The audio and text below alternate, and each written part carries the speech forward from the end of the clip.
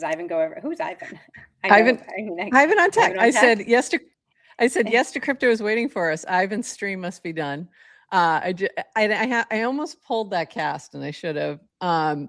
Yes to crypto, is once again like consistently trying to get something accomplished, and in this case, it is tagging Ivan on tech on Farcaster every day. Right. Yeah. Or every stream, whatever you post to try and get him to come over, which I love. So we've got a pretty, chill show today. No guest, but we've got, a lot of stuff to talk about.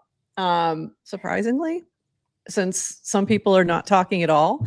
So that's what we're going to talk about, is the not talking. Plus, people are still building things. Amazingly, even though Farcaster's dead, it's weird. It's almost it's almost as if it's not. So anyway, if you're over on Twitter, give this a retweet. If you are watching in any place else, go cast about it. Jump in our mini app and share that you're watching. And we will be back. Let me just make a note on that. Yeah, I should be numbering it. Yeah, you should, because I don't know how many times you've done it, but I've been seeing it a lot. So I'd love to see the numbering. So we'll be back on the other side of this outdated 40 seconds. Welcome to GM Farcaster, bringing you everything from breaking news to spicy memes to the deep lore shaping this vibrant digital community. More than just a show, GM Farcaster is your digital third space where the community connects, the stories unfold, and the culture thrives. Whether you're a daily caster or just dropping by, we've got the latest buzz to keep you plugged in. So grab your coffee and let's dive in with your hosts, Nanish Prof and Adrian, for another episode of GM Farcaster.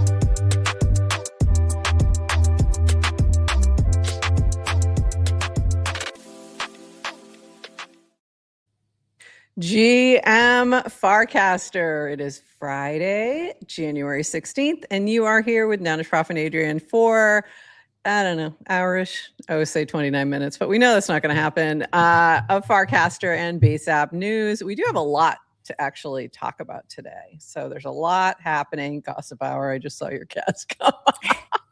I'm leaning into it. I established on Wednesday I hate gossip, but then I figured might as well lean into it because everybody else loves it.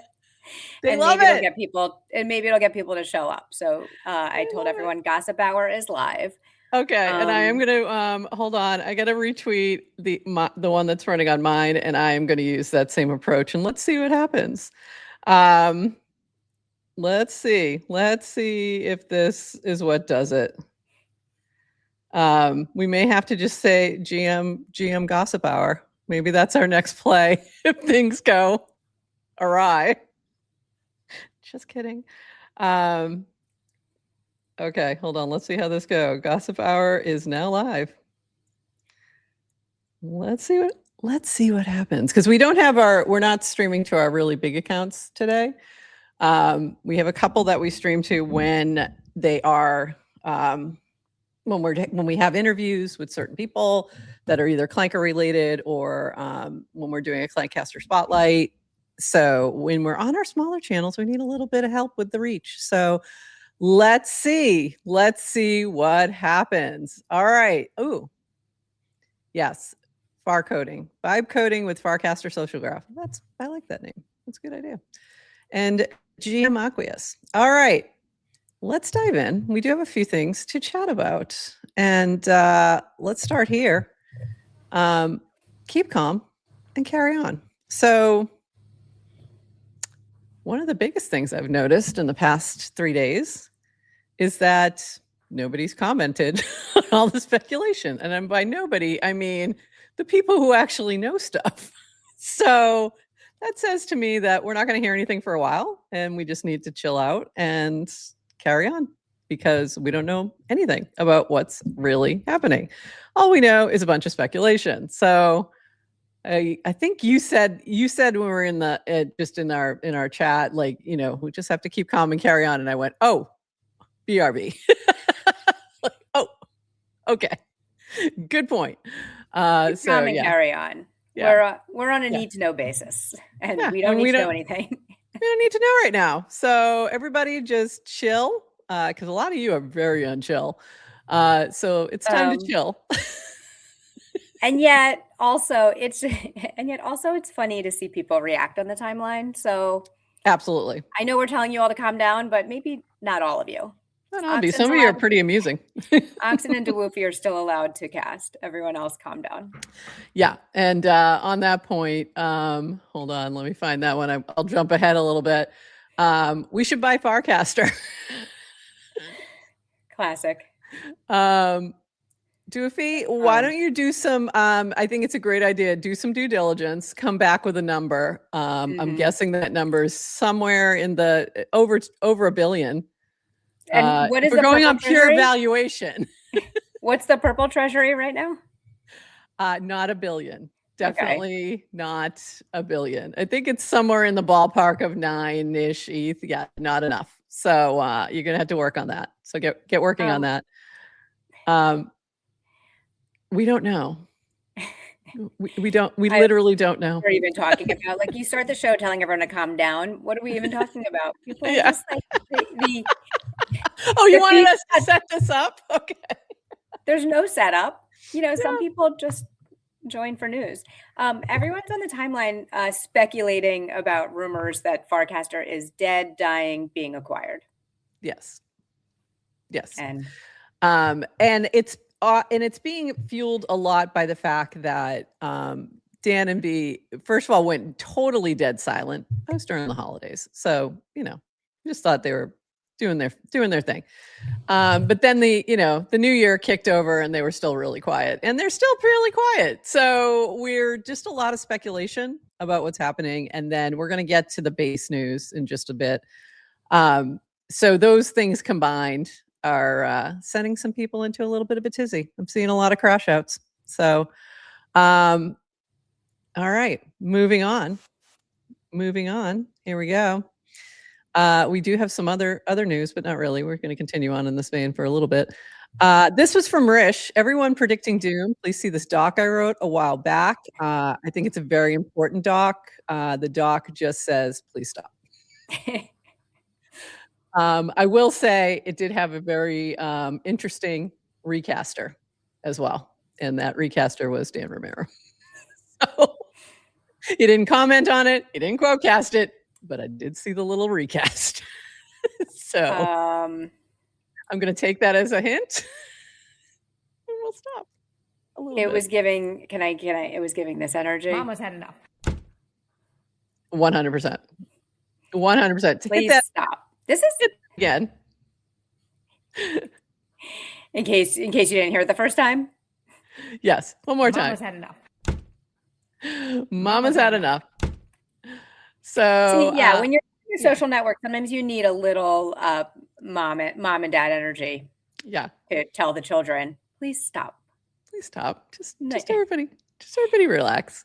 I know I fueled some of this speculation. I'm pulling back now. Just, I took off my tinfoil hat. We're just going to wait and be patient. When we need to know, we'll be told. All right. This from Christopher. So into some of the builders who is building with Erica, the Uno client, which I was using this morning. I'm trying to use different clients. I have, that habit that is just so ingrained. So I'm trying to move around, try different clients. I was on Quorum this morning and Uno for a little bit.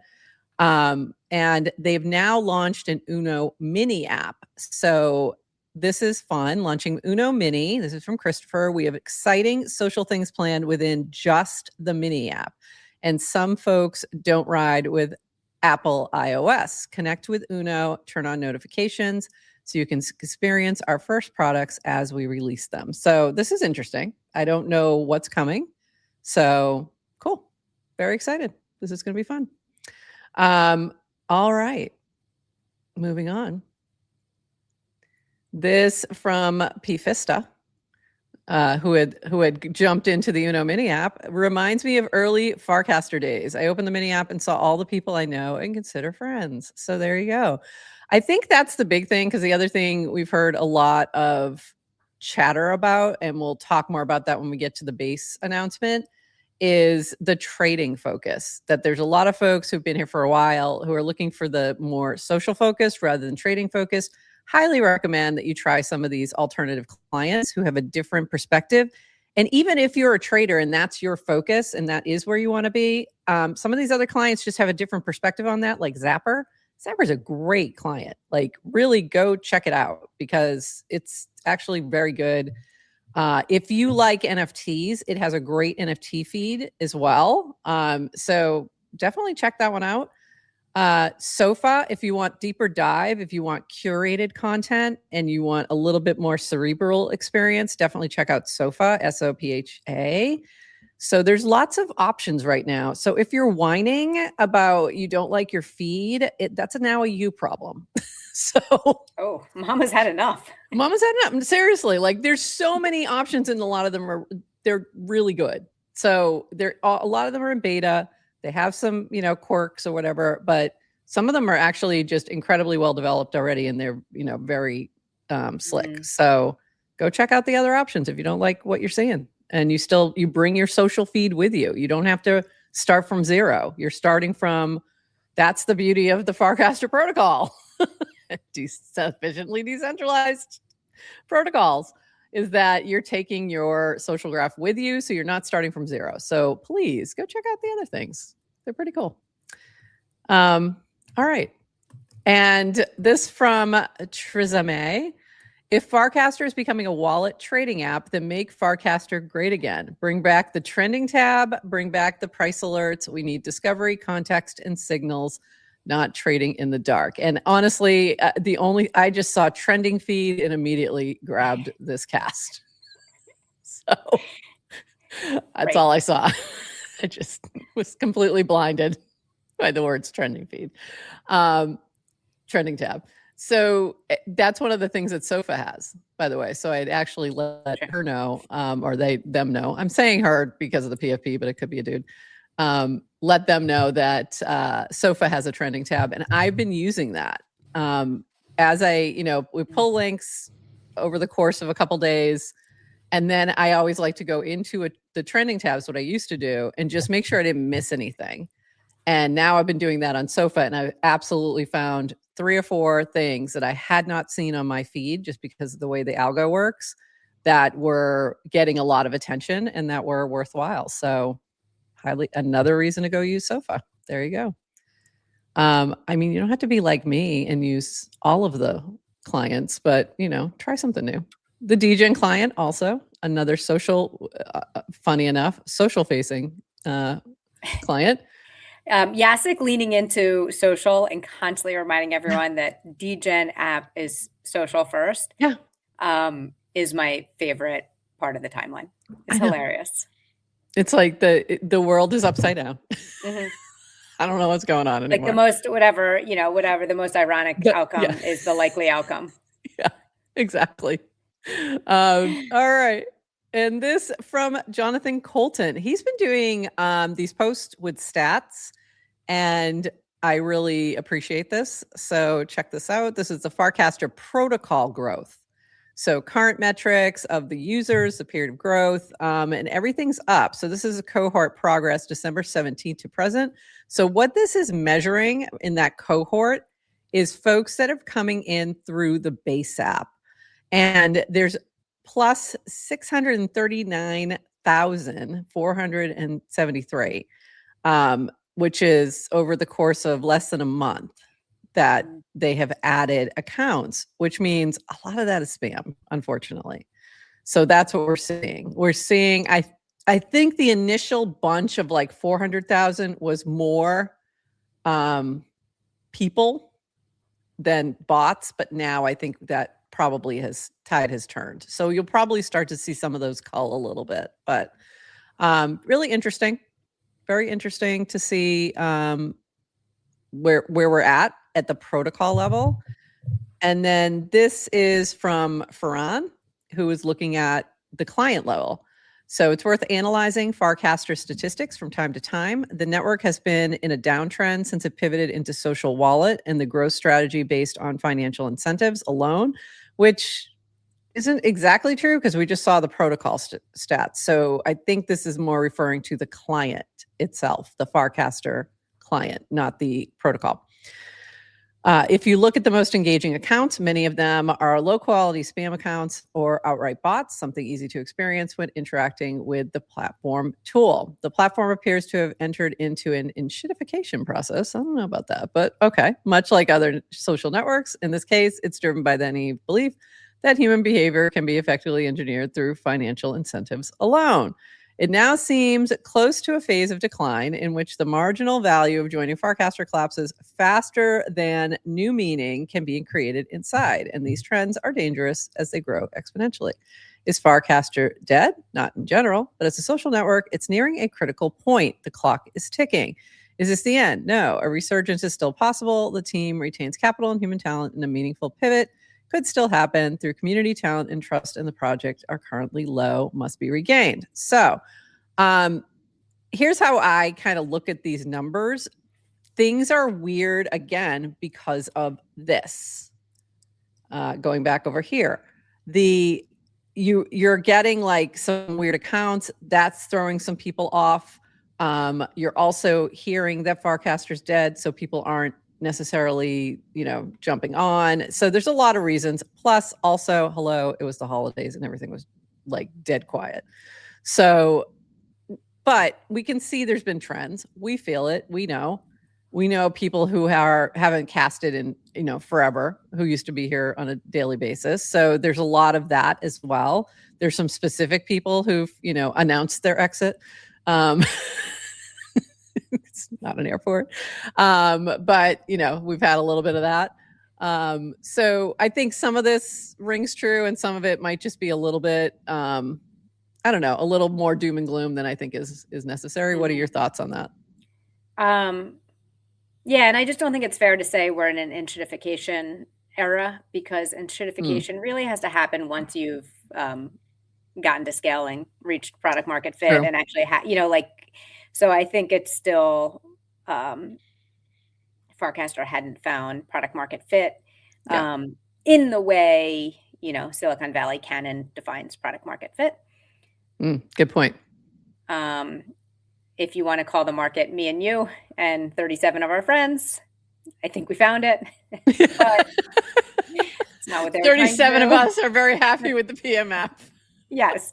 The market of 37 of us found a product that fit, we would pay for. I mean, they've released Farcaster Pro within minutes. I gave them $120. Anyway, so, but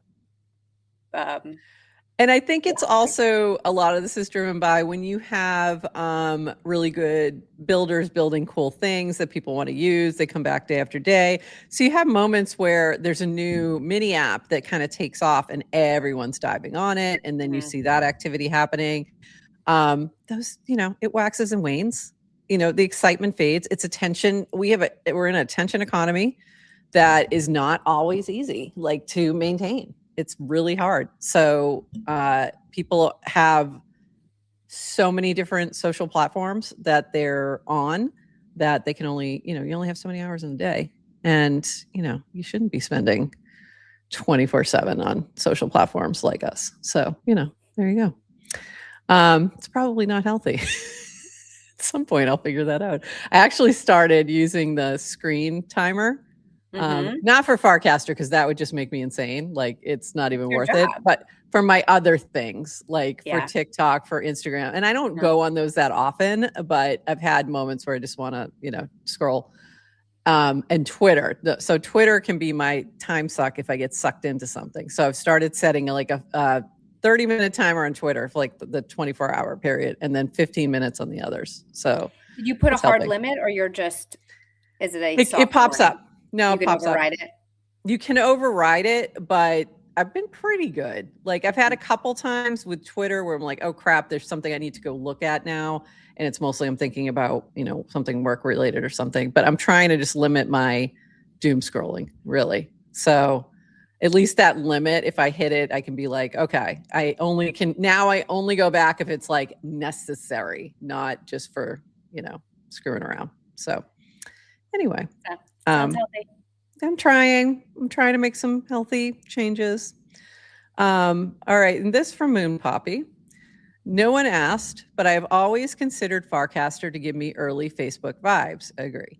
I don't know if it would affect the feed, if at all, but I think it would. I wouldn't mind if you could only see or post reply to my content if we are mutuals with a little switch in case I want to raw dog it in the with the reply bots.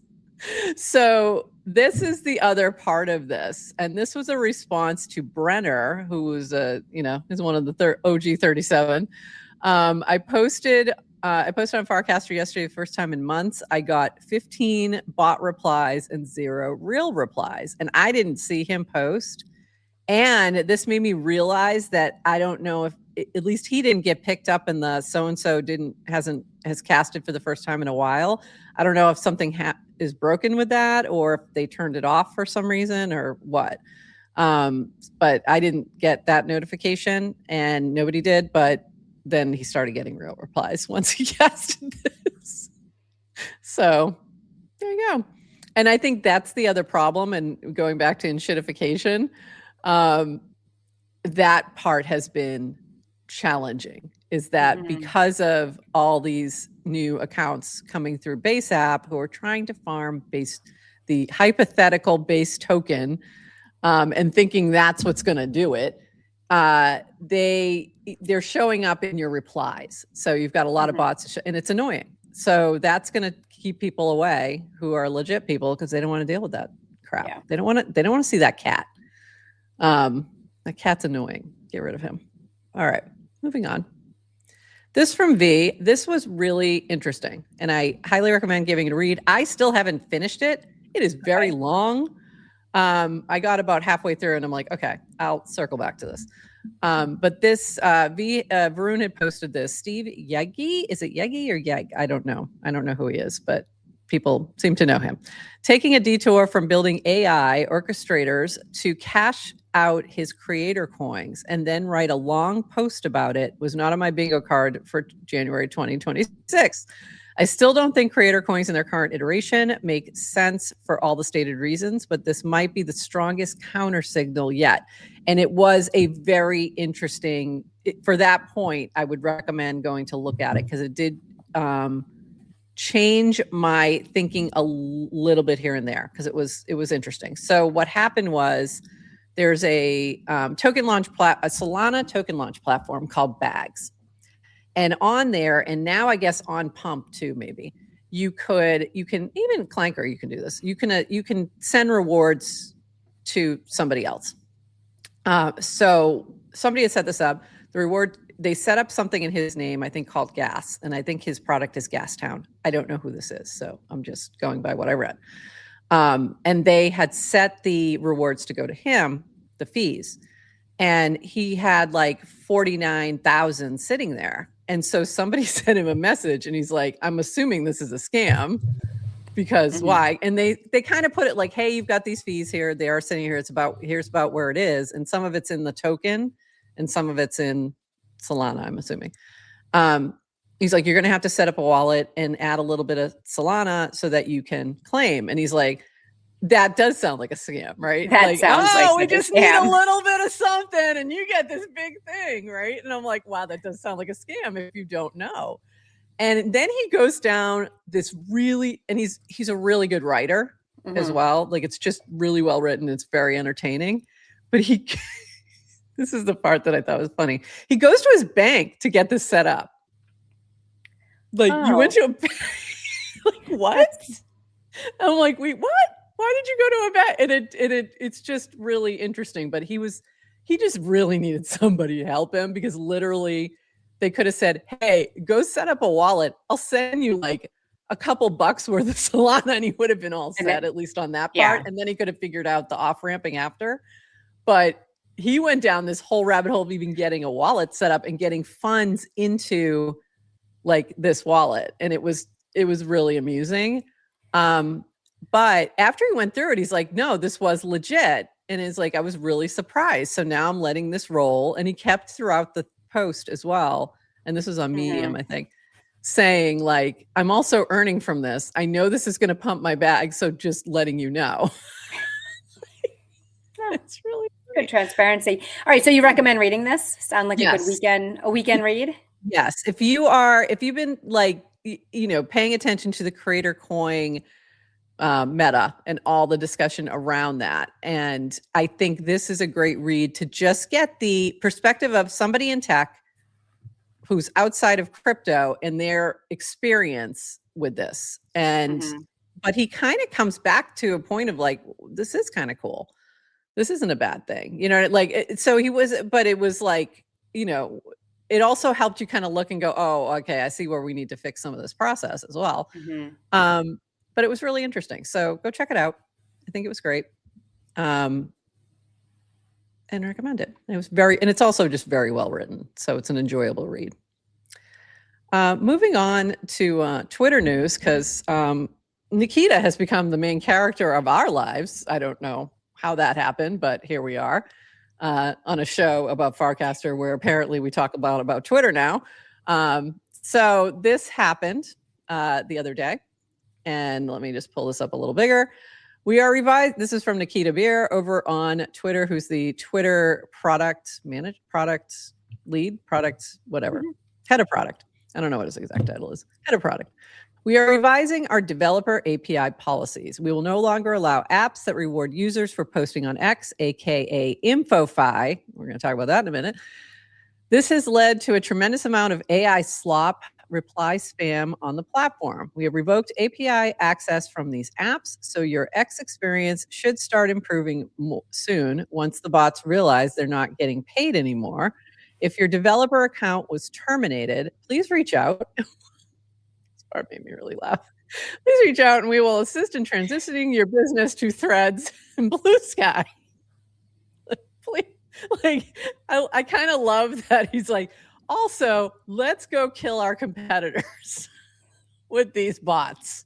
We'd love to help you with that. We'll help you get it set up. I just thought that was really funny. And then what happened was this. So there is, and this is why I'm wearing this. There's that.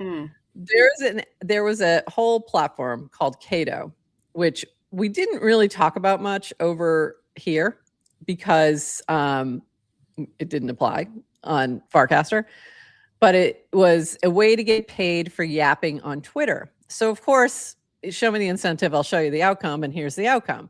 So this is I think it's the Cato token or the app token or whatever it is. It's their related token. And what happened after Nikita turned off their access is this. And there's a couple others too. I forget what they're called. I forget their names, but there's one of them. So they all disappeared immediately upon this announcement. Everything crashed in terms of the token prices that were attached to this, and or they just went offline completely. So if you had any funds over there in Cato or whatever those related coins are, you might want to try and pull them quick, or at least investigate what's happening. It probably is too late to get anything meaningful now, but you should go check that out. So this was interesting. So Nikki Sapp had commented, Nikita kills InfoFi, sending multiple projects to the heap. On one hand, it's probably a net positive for humanity that this meta is dying. Agree. The slop was unbearable. On the other hand, it shows how quickly entire verticals can be destroyed by a single centralized counterparty. And this from Sahil from Curate and OpenRank, not Sahil, the one we don't like. This is the good Sahil. The good Sahil had this to say: this was the reason I decided to build here versus Twitter. Sadly, the value prop of an open social graph becomes obvious only when the platform risk plays out. Silver lining is less performance and farming slop on Twitter. And then this from Kenny: extremely tough day for everyone on Twitter who was quoting Vitalik and telling him that decentralization doesn't matter anymore. So there was a couple, things that came out of this. And then this from Chaskin. Side note, InfoFi was coined by Vitalik.eth from prediction markets to info finance. Something he had written on his blog. But the term got co-opted in a way that looks nothing like what V described, using finance to align incentives around delivering valuable information is still underexplored. So prediction markets are InfoFi. What X killed is SlopFi or ScamFi. I saw that term as well. So it wasn't about that. And then this from Dan, who was upset. His own comment, leading white space trim fail. But I thought that was funny as well. He's feeling for him. And this I thought was an interesting comment down below. The gold is really in the replies. 0x Casso said, ask him to ask Elon to get acquired, bro. Trust me. And DWR's answer was, LOL, no. And that's literally been the only comment regarding acquisition that we have had from Dan Romero. I missed that comment. That's so funny. Literally, it sounds like Farcaster sometimes just feels like just a weird extended family, and everyone's a child, and Dan is the dad. Why am I? LOL, no. Hey, Dad, can you ask him and Elon's the uncle or something? It just was ask Nikita to ask Elon. Elon to acquire you. Trust me, bro. LOL, no. I just thought that was hilarious. Samantha also had a great reply to that cast. I mean, Dan is very good when he leans into memes. I like Memetic Dan. I do like Memetic Dan also. And he's he's doing a manifestation candle for Nikita, but Nikki Sapp said the candle wasn't necessary for this particular incantation, and Samantha said yes it is. And if you don't know who Samantha is, she is Farcaster's candle person. She's the candle woman. She has Humankind candles, amazing candles. Go check them out. So that was really funny, and Nikita's been going through it, and it's mostly our fault. It's mostly crypto Twitter's fault. But it's been interesting to watch it play out, because you've got this one thing of yes, we should get rid of the slop. Nobody wants that. Nobody's yes, please give me more bot repliers. Please give me more cats saying meow to every single thing I cast. No, nobody wants that. But also if you're building something legit and you're building it on their APIs, this is another reminder that can be pulled at any time. So there you go. Also think about what you're building, and generally if you're building something that benefits humanity that someone wants to pay for, you'll find a way to do that. And if you're building something that is net extractive, maybe don't do it. Please stop. Please stop building stop farms. As we mentioned, take Rich's advice and please stop. Please stop. I found this is a really interesting conversation, because it is one of those cases. It's kind of like the free speech conversation, right? When you ban speech of someone who is, everyone can agree this person has bad speech. It's yeah, sure, we shouldn't do that. Does that mean you should ban speech? Probably not. Right. So it's kind of like the free speech defenders. You need to defend all speech, all free speech. So my stance on this is I don't want bots replying to me, but I don't like the idea that any one person, can ban your ability to build. By the way, Twitter's allowed to do whatever they want. Private company. I don't care, but this is why I like the Farcaster approach. So 100%. I mean, imagine if there were multiple clients on Farcaster, they could keep taking these slop farms money, and then they can just censor it at the client level. And then it's a win-win. Twitter gets money and users don't have to see that. Right. And by the way, and if it doesn't work out that the slop farms realize they're not getting any reach, maybe they'll stop doing it. So otherwise, it's just kind of a whack-a-mole. And I think with something like Cato, where they're farming what they call the apps. So the more you talk, the more you earn to this token, the token gets attention. So that was the, sort of idea there. With something like what we're seeing now on Farcaster and Base App with the replies, what's happening there is a whole bunch of like just the thinking there is, oh, I'm farming this future hypothetical base token. So that's harder to message that this isn't going to work because we don't know if that is even coming, when that is coming. So this could, be a whack-a-mole problem for a while. But they need to figure out a little more systematic way to label them, or you know what I mean, like to be able to make sure they have that 0 spam label or whatever, some way to cull it at the sign up level, you know what I mean, to just make sure it's not pushing other legit people off the platform because they don't want to see that. So that's the risk there. But yeah, you're right, you can have them sign up at the protocol level if they're paying and then just call them at the client level, which is definitely a better approach. And I, have been blocking liberally. Farcaster. Have you been checking? Like my follower counts already on Farcaster are very different than on Base App, so you can see they're categorizing users different. And then also my protocol followers. Through the roof. Yes. Yeah, give me the raw numbers. The raw numbers are beautiful. Want to hear a funny story? They're not true, related to follower counts. Sure. I was having an argument with my husband about, so I'm writing a children's book. Shout out afriendtoall.com. Is that a friend to all book? Afriendtoallbook.com. It's coming out this year. Anyway, it's been this like side project I've been working. My sister is illustrating it. It has been a labor of love. She is hand painting every single page. It's taking forever. I don't know why it's taking this long. But she and I were talking this weekend. We were talking about how many books we expect to sell. And I'm like, and I said, I bet I can sell 100 copies. And my husband thinks we're not going to sell 100. And I'm like, I think I can sell 100. Oh, well, that just sealed it. Just with Farcaster friends alone. I'm like, like friends and family will buy, I sell, 30 copies. I'm like, I think I can get Farcaster friends.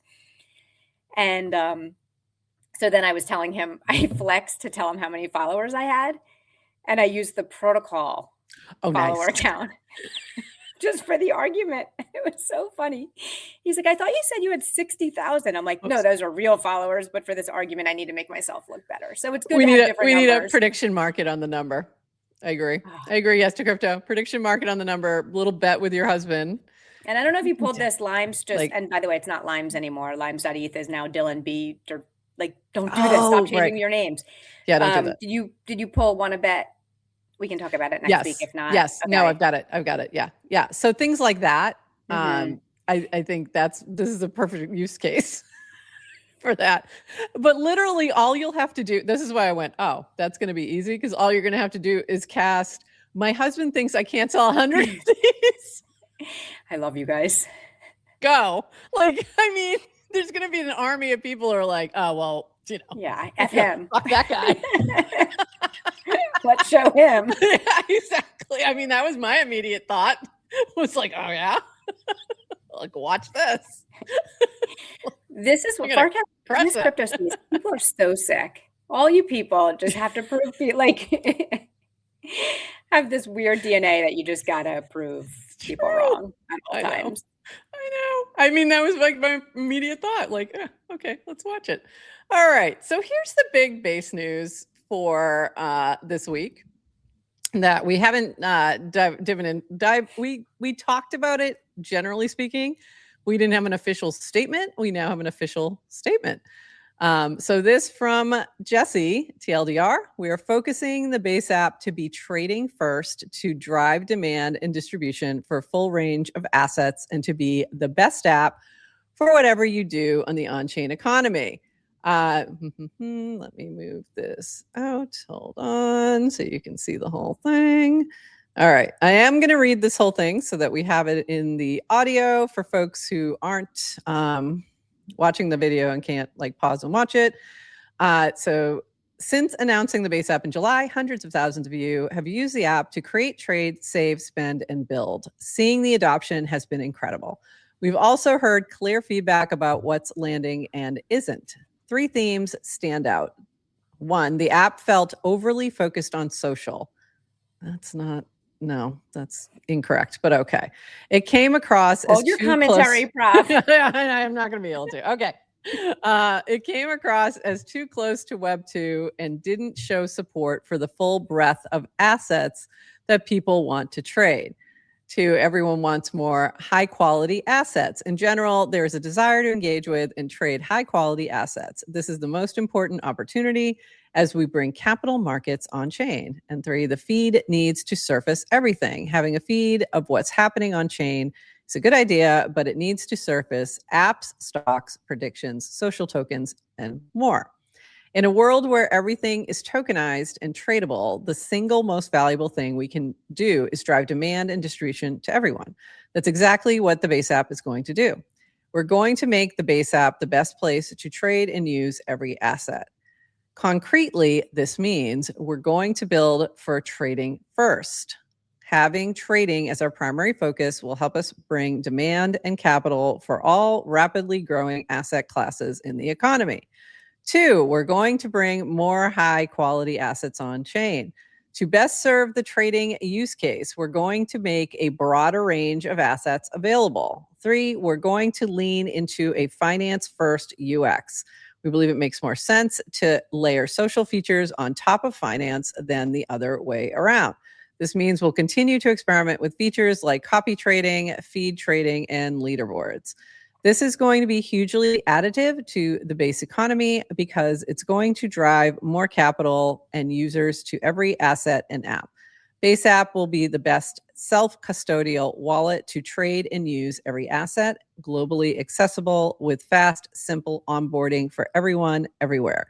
Base chain will continue to be the best chain to build anything, now supercharged with even more distribution. We're building this together in the open, and seeing how people use the app keeps teaching us what matters most. Thank you for the continued feedback. So I just take issue with this first thing. The app felt overly focused on social. Like, no, it felt overly focused on creator coins. That is a different thing. And yeah. That's what I take issue with in that statement. I don't believe that's the correct framing. Because that was the biggest issue that people had flat out was the very forward push of creator coins, and that being like the most important thing, the end all be all of the Base app. I mean, and I think it's possible though, if you were doing the upgrade path from the former Coinbase wallet to the new to the Base app, I think it's possible that was too much of a social, like, whoa, like to go from wallet to a feed may feel overly social. So I can maybe give them, maybe that's what he meant. Well, or if that's your first, when you first log in, that's the first thing you see. Yeah, it could have been maybe flipped a little bit so that it's a little different. Essentially, they should have built Zapper, is in my opinion. Like, but Zapper's already built. Don't need to. But that's what I'm like. Yeah. I mean, like that would have been, that direction would have been a better fit for their existing wallet. So I get what he's saying. I just don't think he said it. I don't think it was the exact way in which that was all going down. You know what I mean? It wasn't about social first. It was about creator coin and social, that push first, like having that be the priority, which we said from day one was a bad idea. On the other hand, so yesterday, we had done a session on Wednesday for CreatorFi with Rachel W. She has a cohort of folks who are learning how to bring their creator focus on chain or improve what they're doing. 3-day little intensive workshop, and we were able to jump in and do a session there. And then we were doing a little giveaway, and Rachel wanted us to go through and judge some videos. So those videos were on Zora. So I hadn't used Zora in a little while, and it's really actually very nice. I mean, in terms of what it is, they have a lot of cool features. So this is more of like, shout out W. Benz and Jacob. I mean, in terms of like the way that app is developing and its look and feel, it is very nice. Whether or not you think, creator coins are going to be the end all be all, I do not. in terms of what they have built, it is a really well-designed app. So I liked that, just that double click, you get a nice little, hey, you just bought this, or, this little flash pop up. It was kind of cool. So it was, so I think that is still a worthy experiment, and then tie that back to that post that V shared. When you put those two things together, you can kind of see there's a possibility there. It just can't be, it's not going to be today, and it can't, the push of putting it into the base app and just never made a whole lot of sense. It made sense for Zora. It never really made sense to me for base, for that to be the primary focus. So I'm glad to see the shift, because there's a lot of builders out there who felt left behind. Pods is a great example of that. Like, he was creating, those were literal content coins. Like literally, they just were in NFT form, and he did not get the support that he felt they should. When that was the push they were doing, it felt very one-sided. So I think this is a good reset. I don't know what it means, in terms of what it will look like on the other side. But based on all the other things that were announced at Coinbase system update, I think that was, it makes sense. The other thing that I've always had a problem with, and I will continue to call this out, is they should have made the base app the place to get the news first about anything that's going on in base. And they keep putting it on Twitter. Not saying you don't put it on Twitter, but you make the alpha, like make the base app the place where you get the to have notifications on in the base app for yes. your account. Yeah. Like this is going to be the place where you're going to hear from us for easy. Like that's so low hanging fruit. Yeah. Just do that. It just boggles my mind. Like if Brian is posting something, especially Brian, especially Jesse, like the big accounts, if you're posting something, the first place you should be posting is the base app. Wait a couple hours, then post it over on Twitter to get the larger reach. But don't or post a link from the base app to Twitter. You want to read this? Go over there. Like they didn't do any of that, and that does not make sense to me as to why. Like it made it just still to this day. Like you ran Basecamp and you put the schedule on Twitter. Like what? I wasn't even on the base app. That still boggles my mind. So anyway, a little free advice for the base team. There you go. That you didn't ask for and you didn't want, but you got it anyway. And not the first time you're hearing it. So not the first time you're hearing it. I've been saying it since day one, but I'm still going to say it. All right. Rant over. Moving on. So I'm excited to kind of see how they adjust. I have to say they're still it's an incredible team. They have incredible developers, engineers, like just amazing crew over there. So if anyone can do it, it is them to make this little pivot. Moving on.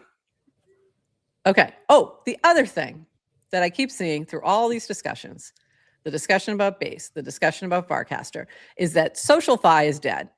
And you people are absolutely insane every time you say that. And here's why. And here's exactly why. Today I learned Pump Fun has a mobile app with social features. Well, of course it does, including a dedicated feed for their live streams, basically all the copy trading features you'd expect, and now a feature to broadcast calls to followers. And this is why it's just beginning. Like you're going to see it in Robinhood. You're going to see it in you're going to see it on, Twitter is integrating cash tags, and they're going to have a wallet at some point. So everyone's thinking about this backwards, in my opinion. It's that are we just too early? That's always a problem. Yahoo suffered from that. I mean, even big ones from way back. Sometimes you're too early and somebody comes in and does it a little bit better or differently or captures more attention, but the concept and the idea is not wrong. Especially when you think about things like prediction markets. That is a social type of experience, and it benefits from having a social graph. Period. Full stop. Stop being crazy. All right. Moving on. I'm going to move away from my rants for today. Maybe. We'll see. Actually, let me pause there while I get my links a little bit more organized again. Adrian, any other thoughts on that? I went a little ranty today. I'm sorry. I Apologize. think I like ranty you. Oh, wait till I add the Boston accent to it. All right. I'll just add to a note to the base team. Kudos for you for listening to feedback, pivoting, building in public. Yeah. For all of us, there's like always two thoughts in our head, which is like, what would you do if you were Dan or Jesse or building or Seb or Christopher and Erica? Like, how would you make the app differently? And then there's the, okay, I'm a user on Farcaster. What do I want? And there's sometimes different things. And I don't know, like obviously I'm not a big fan of the direction of everything. Every app has to be trading first. Right. But I am a big fan of the idea that there can be multiple teams and clients solving different problems and a portable social graph. Because like I was thinking back to when you were bringing up Rachel's social, her creator cohort. Yeah. And what advice do you give creators today? I mean, there's so many platforms to choose from. We're seeing this with GM Farcaster where it's like, oh, well, all of a sudden we're starting to put clips on TikTok and YouTube, and we're trying to be more active on Twitter. And we're streaming on like 5 different places. On Dan and Retake and YouTube. Like, it's kind of annoying. Yeah. You got to do it, right? And I'm thinking about like, what advice do you, like, why would someone come to the base app when they have a huge following somewhere else? It's not even a huge following. They're just implanted somewhere. If you're already somewhere and you have your friends and you have like, why move somewhere else if you don't know it's going to be the thing? So I can't guarantee base app will be the thing either, but I do like this idea of making it safe to try something new, because you're not going like, yes, you're investing in the platform, but if you don't lose your social graph, if you can then say, okay, I don't really like the direction. Oh, Farcaster is now trading only. I don't really like that. Well, I can just very easily go use Uno and get a completely different experience. And it didn't feel like wasted effort because the relationships or network I've made on Farcaster carry over. Exactly. Yeah. And I think that's really important for creators. Really important that if something shuts down, you can move over to something else. Or if you don't like the way this looks, this feed, this feels, you can move to something else that is a better fit. And I already see it. Like we started using TikTok. Like I see people, I see Jesse and I see DeWoofy, and I'm seeing like there's people you start. I see so you start recognizing people, so you can kind of rebuild your graph if you want. Yeah, but it takes way longer. Yeah, it's a pain in the butt. It's much easier to have that like just be like built in warm start. Yeah, instead of starting from zero. It's a big difference. All right. We've got a few more things to chat about with our builders who are building. They're still building. Keep calm, carry on, keep building. That's what I should have said, was keep calm and keep building. Well, I should have said, because there's so much, we've got opportunities to do some cool stuff now that is so much easier with things like Nanar App Studio and stuff like that. So keep building. But this from Perp, and this didn't come out until after our Haberdashery sponsored show, so we're putting it in today.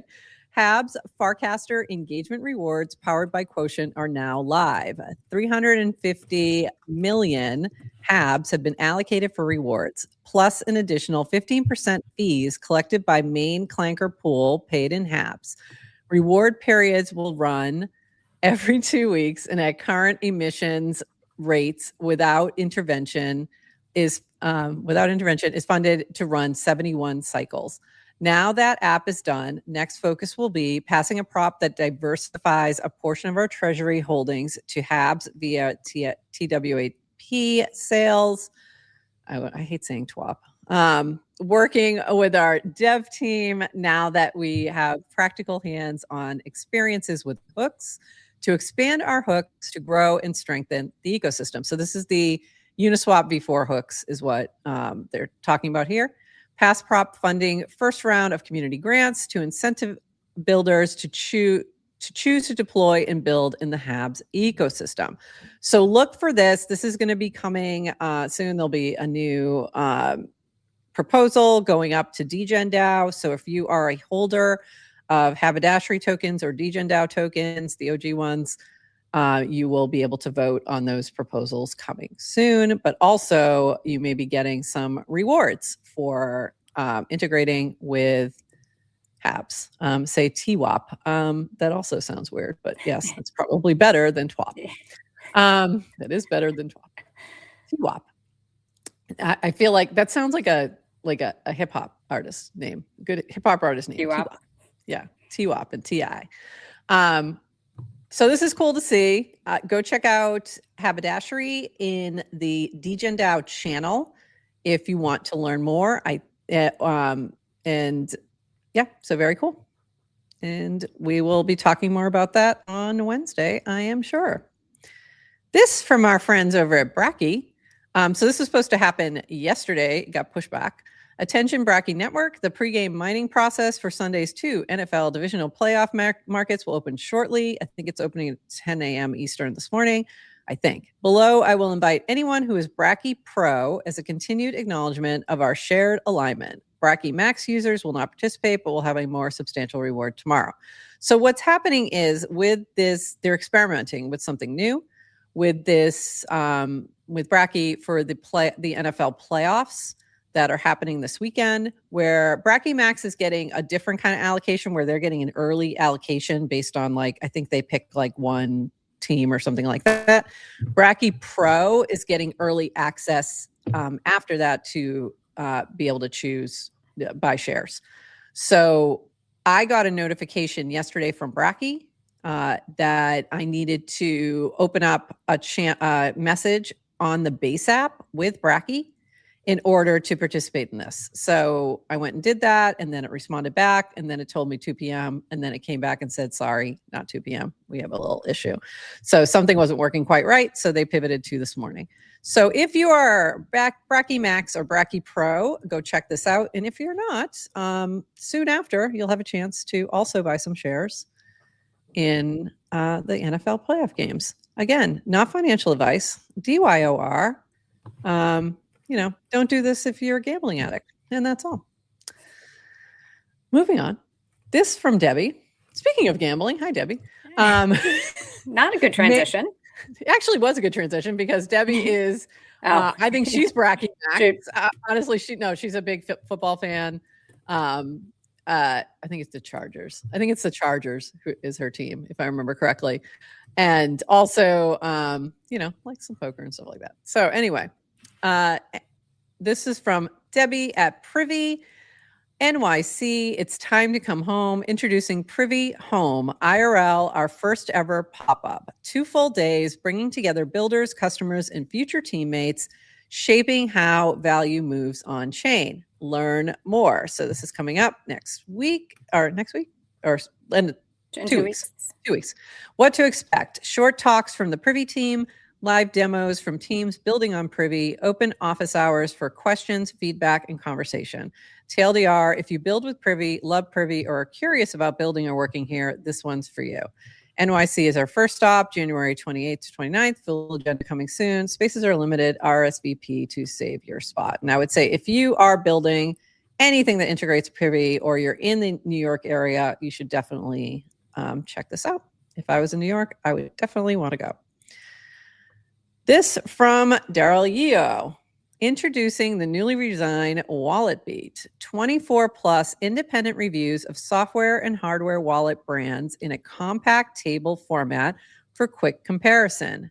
Color-coded pie chart, tooltips, hierarchical columns, and rows that collapse and expand to reveal details. Filters and sorts for variants, hardware models, attribute ratings, category stages, and more.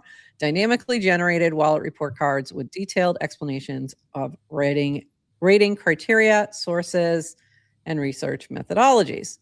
WalletBeat aims to define a community standard for wallets in the Ethereum ecosystem across several areas, including security, privacy, self-sovereignty, transparency, and support for ecosystems. And then he went on to say this, the walkaway test, which I thought was interesting. If the team stopped working on the wallet tomorrow and shut down its infrastructure, would users still be able to use it?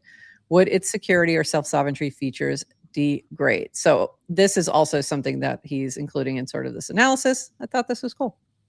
So if you, if you want to go compare your wallets, this is a great tool to do so. So thanks for that. This from, let me make sure. I just want to make sure this is in the right order. This from you. This from you. Anyone want to help me with a personal writing project? All you need to do is a little word association. I give a word and you reply back with the first thought that comes to your mind. And if you're in our chat, I would like you to write the word. If Adrian says the word, what is the first word that comes to mind? And Adrian, what is that word? Okay, the word is surrender. All right, chat. So drop, I'm going to give you a second to drop what you think, what you immediately think of when she says surrender. And let's see. And it was fascinating. The responses were fascinating. Also, no, surrender is the word, Acquiesced. You can't say so surrender. Come up with a different word. That's the word. Now you have to give us a different word. Vulnerable claim. Damn it. I don't think that was the first word. Grace abounds. No. Okay. I found another one of my people. All right. So immediately, and also shout out. Can I just say for an app that is a trading app and is very antisocial, an antisocial trading app. This has, by the way, the concept of surrender, it has nothing to do with what's going on at Farcaster, at work, anything. It was like purely something I'm doing on the side that is a random personal thing. Yeah. But because I had this thought in my mind about this word I want to write about, and I was like, what do people think of? I posted it. I walked away, and like 5 minutes later, there were like 25 responses. So people still there. It's almost like humans are hardwired to be social and have conversations. I don't know. It's weird. Almost. It's very social. So thank you. I was just really appreciative of everyone who answered. So my immediate response, immediately, was never. And then I said, actually, no surrender is what started playing in my head. Literally, that started playing in my head by Bruce Springsteen. No retreat, baby, no surrender. But this was the funniest part, was that Symbiotech, Brett Draw Stuff, and Push all said never also, and they were all in a row in my feed. So it was like, oh, my people. Here are my people. Here they are. That was, I like yours. It was really funny. And then Jake said suffering, polite decline, victory, jump. I thought that was interesting. Victory. True. That's the other side. Defeat, Dido. That's kind of funny. Faith, surrender yourself to the universe, let go. Pirates from plants. So I'm concerned, plants. I'm concerned. Where are you running into pirates? Depth, step 1 AA, begrets, lost. This is not in my dictionary. Zal's another one of my people. Give, sweet surrender. I like that one. Acceptance, subservience. It was interesting. Yeah.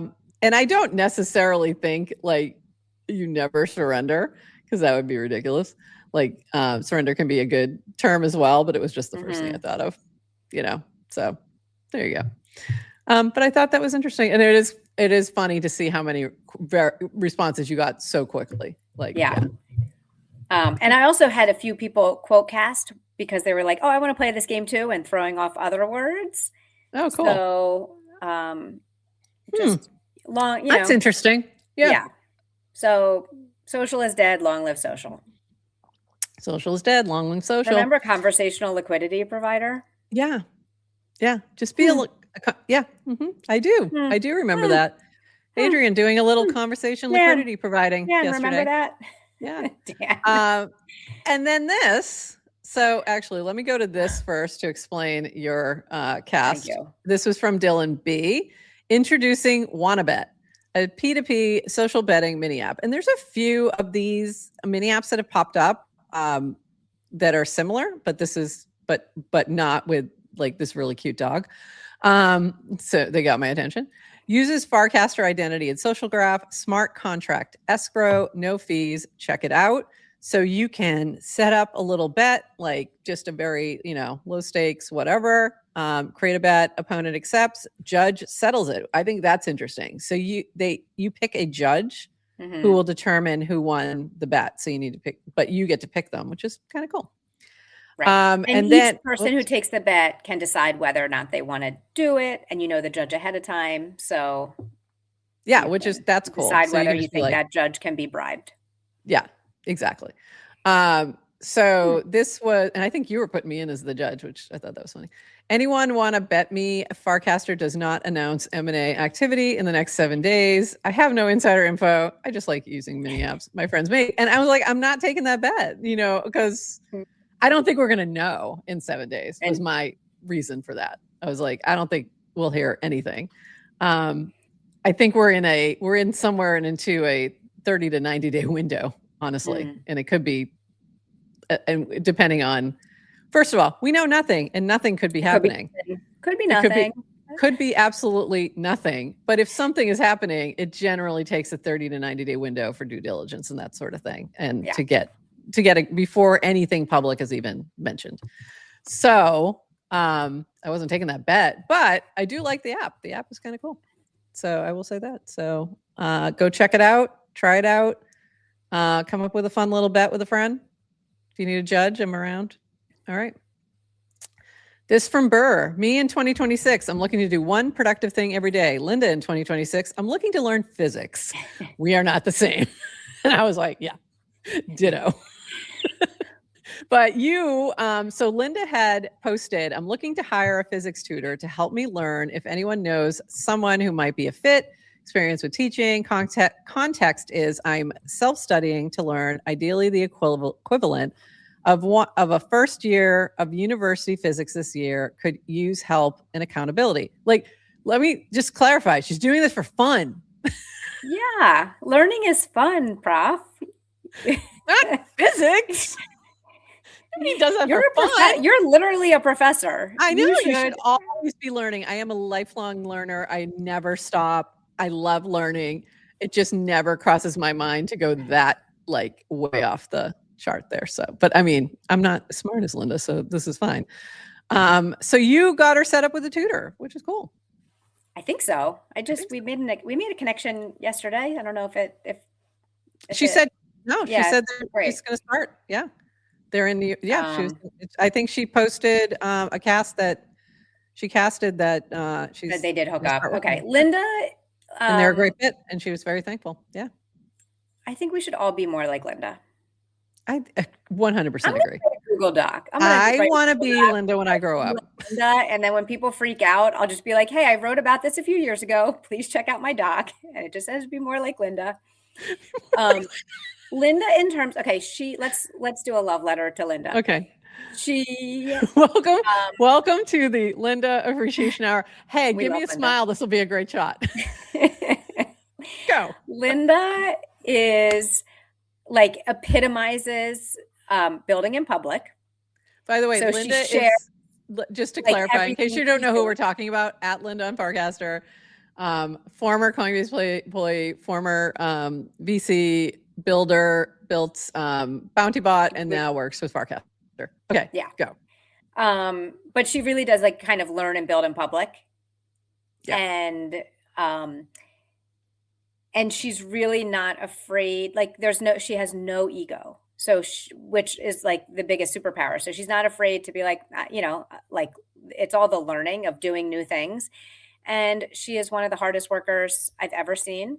She's just, by the way, also don't work so hard, Linda, because I'm also worried about your sleep schedule. A little bit. Yeah. So make sure you balance. But anyway, I think when you live that way and you kind of put out the good, it really helps counteract so much of the negativity online. Yeah. And she inspired me this year because I was like, yeah, I've actually had this thought too. I mean, I'm a little bit further out of college than Linda. Yeah. But I've been thinking about, like, I took physics in college. I took university physics, and and advanced math, and my brain, it forgets.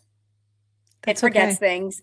And I was like, oh, maybe I kind of want to go back and do that. Like, almost like, and by the way, when you're in college, or at least for me, I have so many regrets now that I'm like, I wish I could go back and like learn so much more and Hmm. absorb so much more. I don't know how you feel that way, but I don't. I actually feel like I loved all my educational experiences, and I don't feel like I didn't take advantage of them. I think I did. okay. So I wish I I could have no go and regrets talk to there. Yeah. professors, like do No. more, but anyway, I but everything is free now. I mean, there's like Yeah. with the MOOCs, like it's like you can get university Yep. education for free without being there.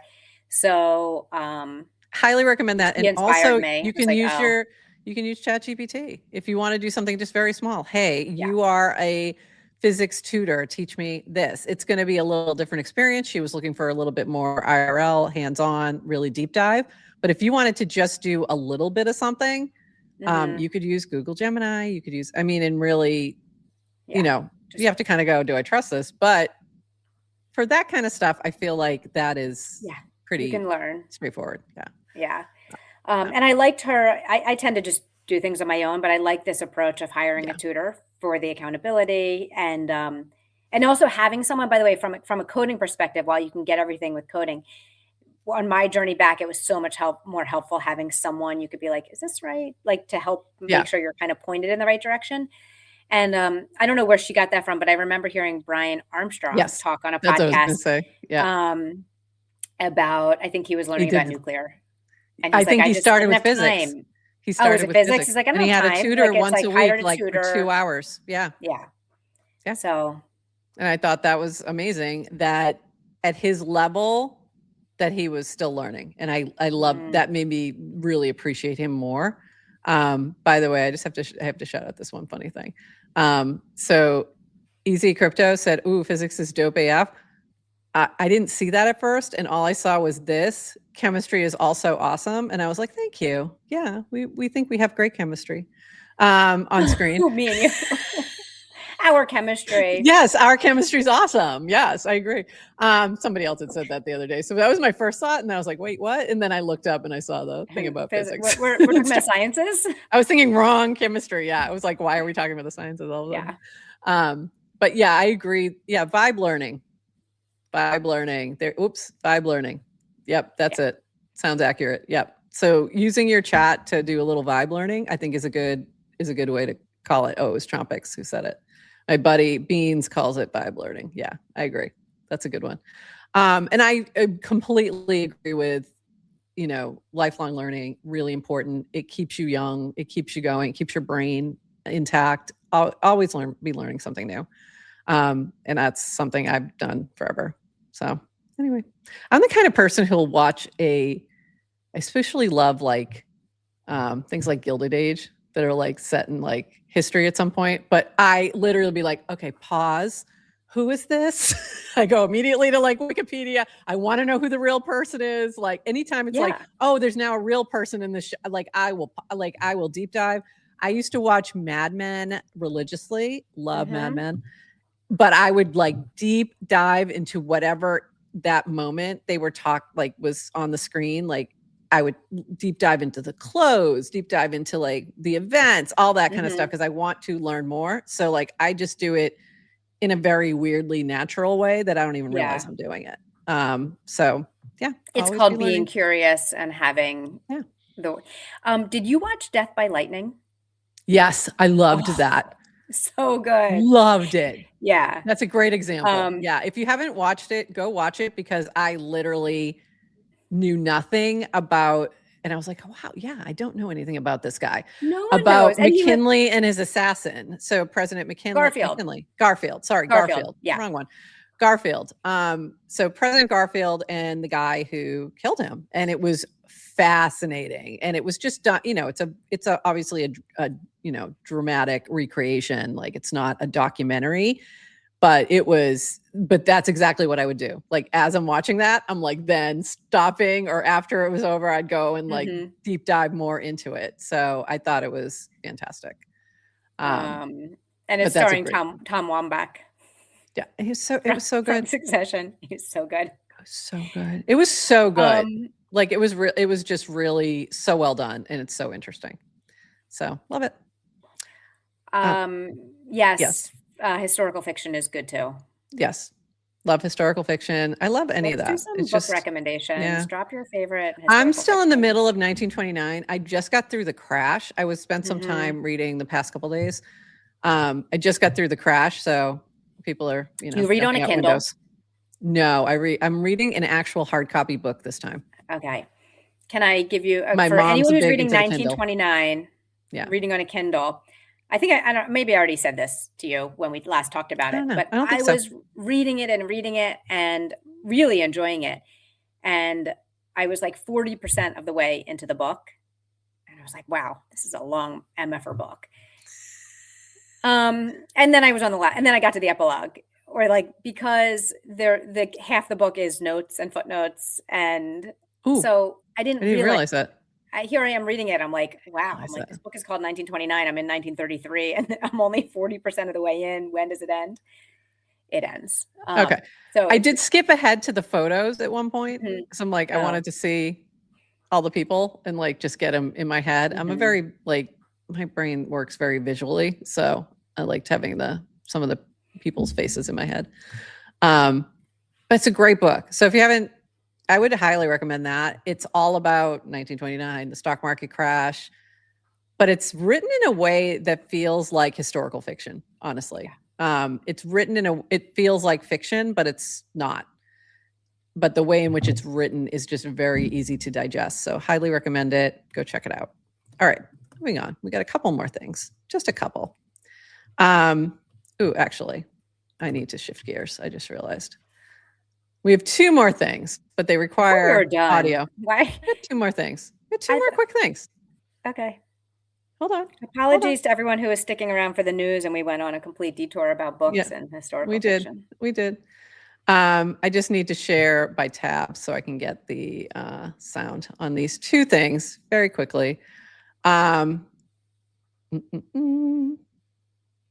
no idea what you're closing with. This. So hold on, I gotta stop. I just wanted to, I'm not going to show the whole thing, but I want to show a little bit of this. This is we do clips with Push, does our clips for our Clancaster Spotlight. And this one, if you missed our chat with Toady Hawk the other day, this is a great way to get caught up with 3 minutes to learn everything about Betterment in 3 minutes. And this one is just hysterical. So I want to make sure I've got sound on. But I just I'll play just a little bit of it and then you can circle back. But there's a couple parts that are just absolutely stunning. What's up, everybody? I went on ChatGPT and it told me to come in high energy. So Toady, what is Betterment? I didn't know that it was going to be formal. Just give me 1 second, okay? A few moments later. All right. Okay. Yeah, we got to get my pink tie on. I just didn't know it was a formal Clanker Spotlight. Here we go. So Betterment is a mini app on Farcaster and the base app, and it's all about so there's one other part that I really want you all to see if I can get there. Paid for their creativity in an interest. It originally came from incubators like Blueprint, for example, who were taking in creators, teaching them how to use tokens and meme coins to get people to collect their content on Zora or other minting platforms. But if they don't know it's there, it's like if a tree falls in the woods and no one's around, they won't be incentivized to go and do the thing. So the idea for Betterment was like, what if you could create something fun that people would put into their calendar on these days at these times? I'm going to show up and I'm going to have some fun and I'm going to support a creator. Your content is valuable. We made an MVP. That was all. I just wanted to show that part. Your content is valuable. It was so funny. So I loved that. And it's just, his clips are so good. You'll see them over on TikTok, on YouTube, everywhere on Farcaster. But go check it out. Go watch the full one because it's just really amusing. And then one last thing. I don't know if you saw this. Oops, not that. Hold on. I don't know if you saw this, but I just posted this morning because people kept sending it to me, and I'll explain why in a moment. But and I'm only going to show this for a second. But did you happen to see this from the Jimmy Fallon show? Out at Amesbury, Amherst, Andover, Aquina, Arlington, Ashburnham, Ashby, Ashfield, Ashland, Athol, Attleboro, Auburn, Avon, Aya, Huntsville, Berry, Beckett, Bedford, Belchertown, Bellingham, Belmont, Berkeley, Berlin, Ernestson, Beverly, Billerica, Blackstone, Blandford, Bolton, Boston, Bourne, Boxborough, Boxford, Boylston, Braintree, Brewster, Bridgewater, Brimfield, Brockton, Brookfield, Brookline. All right. I won't torture you all with that for too long. Say torture again? Tatcha? I won't touch you with it. So yeah, this was hilarious. It's literally the whole skit is just three guys from Boston saying every single city and town in Massachusetts, and it's hilarious. But there's one problem with that statement. Jimmy Fallon is not from Boston. He is a big Red Sox fan. He played somebody from Boston on SNL, but he's not from Boston. And I realized it so fully while watching this video because I'm like, oh, I can hear his accent just does not hit the way the other two does. And it's really funny. But there's a couple hilarious parts with Ben Affleck. Like he gets to Foxborough and he's like, what does he say? I forget what he says. Foxborough for your mother or something like that. It's just like something, just such a like Boston, like stupid thing. And then he gets to Yarmouth. He's like, Yarmouth. When they get to the end. But it's hilarious. And there were some comments on the on this particular cast that I wanted to come on, go back. Why won't it go back? Hold on, there we go. That I had in here, and I wanted to say what I said. Yeah, just a little love for my fellow massholes. By the way, Dan gave me a little like on this one. I thought he might. So my accent used to sound exactly like this. Like very close. It's a little different because southeastern Massachusetts picks up a little bit of Providence, and Providence has a very different accent. Rhode Island folks have a little bit of tweak on that. So I can actually hear differences in Massachusetts accents. Like I can pick out, like I've been in Florida, heard somebody talking and go, are you from like near my area, like southeastern Mass? And they're like, yeah, I'm right from wherever. And it'd be like the next town over from where I grew up or something. So it's really kind of a weird thing, but we have like the amount of towns and cities in this place is insane. Like as you watch this go through, it's crazy. But there was a comment from Symbio. So I'm just going to say it. And this is Symbio's comment. Had it happened ya. So that's how I would say that. And you would have no idea what I just said. Had it happened ya. And Worcester. I got to say I'll just throw a little Worcester out there. But that literally was my accent for a very long time. I went to college and I was like, I don't know what you're saying. I showed it to you on the screen. It was a had it happened ya. Had it happened ya. So when I went to college, I had multiple communication problems with my roommate. And then people kept asking me to say patty and ka and all these things. And I was like, I can't do this anymore. So I got rid of the accent. So it's like, it's an effort, but it comes sliding back in here and there. So if I would get a little drunk, I couldn't control it. If I got pissed off, if I got wicked pissed, it would be gone. And yeah, I was in like a Panhellenic meeting in college and I went off on something and like one of the other girls was like, I had no idea you were from Boston until right now. What sorority were you in? Phi Mu. Oh, I was a little Phi Mu. Anyway, I was president of Panhellenic. Of course I was. I can see that. And Greek Woman of the Year. Anyway, my grandmother was like, Greek Woman of the Year, you're Irish. It was the whole thing. Anyway, with that, if you want to laugh for today, go listen to Ben, Matt, and Jimmy say every single city and town in Massachusetts. It is pretty amusing. Or probably go bet on it with likes, because I have a feeling this is the TikTok that's going to take off today if you're playing around with that.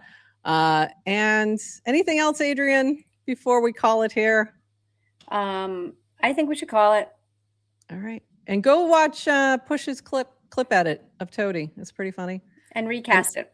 And recast it and share it with the world. And we will be back on Monday at 11:30 a.m. Eastern.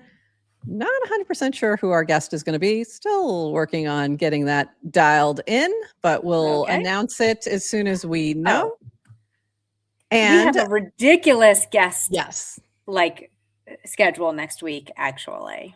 So who's on Wednesday and Friday, Adrian? I know everyone is moving to traders, but we only want to talk to builders. Just kidding. If you're a trader, we'll talk to you too. But we like the builders. So we've got Cassie on Wednesday, and we're doing all of our shows at kind of the Pacific Coast friendly time of 11:30 Eastern, with interviews at noon Eastern. So Cassie's coming on Wednesday, and Rish from Nanar is coming on Friday. So very excited about that. And we'll get a clanker builder on for Monday. And I have a couple, I'm trying to work out times and stuff like that with people. So hopefully in dates. We're trying to get Emily Jr. on to talk about our DRB, and he's not available on Monday. So we're trying to find another time for him. Cassie is still the GOAT. That was the other thing. Somebody had posted about nobody cares about decentralized, or no one has the will to really make something decentralized. And I immediately tagged Cassie has the will. And the way. The will and the way. So that'll be a big week next week. Very excited. Excited to have Rish on, which also gives me a deadline for my next mini app. So get ready, people. I'm working on something. It's going to be fun. Nice. And with that, Adrian, we bid you a happy Friday. Yes. Anything else? Can I just say, by the way, there's also been a lot of requests to have DeWoofy on as a guest. I don't know if you've been seeing that chat, or tons of people have been asking. So, see that chatter. But okay, let's get DeWoofy on as a guest. All right, we'll do a little we'll see when we do that. A vibe check revisit. I love it. All right, and with that, everybody, have a lovely weekend. Happy Friday, and we will see you on Monday. And until then, bye-bye. Thanks for joining us for this episode of GM Farcaster. And thank you to all our partners and HyperSub supporters bringing this episode to you. Follow the GM Farcaster channel for all the latest updates, and add our mini app on Farcaster and the base app.